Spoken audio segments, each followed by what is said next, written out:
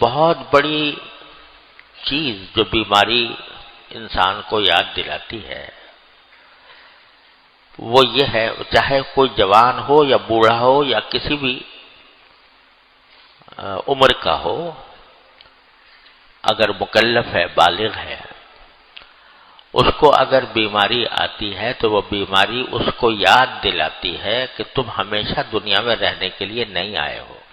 اس وقت بیماری آ گئی، چلو ٹھیک بھی ہو گئی، لیکن بکرے کی ماں کب تک خیر منائے گی؟ یہ بیماری انسان کو یاد دلاتی ہے کہ میں یہاں ہمیشہ کے لیے رہنے کے لیے نہیں آیا۔ تو ذرا انسان کو اپنی موت کا تصور کرنے اور موت کے لیے تیاری کرنے کا ایک سبب بن سکتی ہے اگر اللہ تعالی دیدہ بینا عطا فرمائیں اور صحیح سوچ دل میں پیدا فرمائیں، تو بیماری انسان کو موت یاد دلاتی ہے۔ بظاہر بعض اوقات بہت چھوٹی سی بیماری ہوتی ہے لیکن مر جاتا ہے آدمی اسی میں۔ تو بیماری موت کو یاد دلاتی ہے۔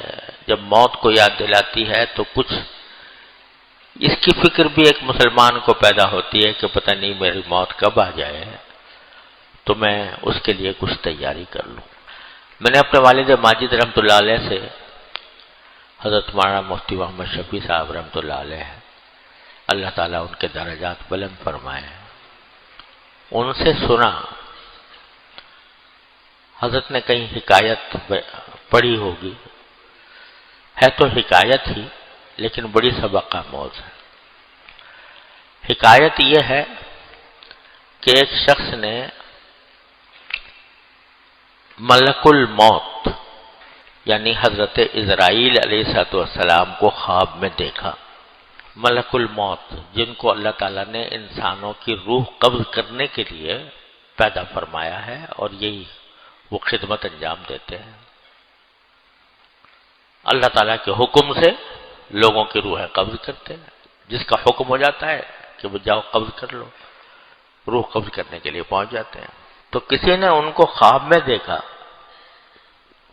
اور ان سے کہا کہ حضرت آپ کو ایک ہی کام ہے دنیا میں، کائنات میں، لوگوں کی روح قبض کرنا، اور جب روح قبض کرنی ہوتی ہے تو آپ اچانک لوگوں کے پاس پہنچ جاتے اور قبض کر لیتے، کوئی نوٹس ہی نہیں بھیجتے، کوئی نوٹس بھیجتے کہ بھئی 1 مہینے کے بعد میں آنے والا ہوں، تو لوگ کچھ تیار ہو جاتے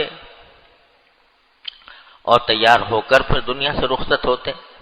آپ تو اچانک جب پہنچتے ہیں اور جا کر لوگوں سے کہتے ہیں کہ بھئی مجھے حکم ملا ہے تمہاری روح قبض کرنے کا، قبض کر کے چلے جاتے ہیں۔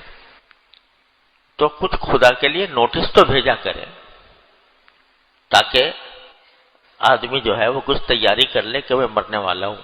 حضرت اسرائیل علیہ السلام نے جواب میں کہا کہ ارے بھائی میں تو اتنے نوٹس بھیجتا ہوں کہ جتنا کوئی نہیں بھیجتا ہوگا،